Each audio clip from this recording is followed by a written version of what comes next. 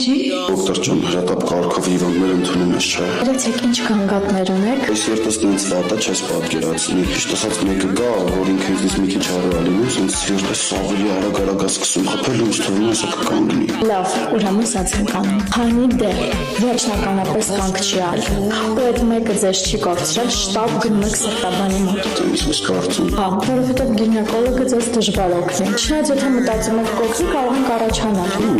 Ոնց թե ուր հենրի գնում ենք գինեկոլոգիական սենյակ, բուրս նման։ Գնացի։ Անգելինա, այլակում եմ տենց գատակին։ Ոնց թող ամնա բագրատորման կտեսնի։ Չնում, վատ, ինձ օգնություն ակը, ինձ դեղի այն։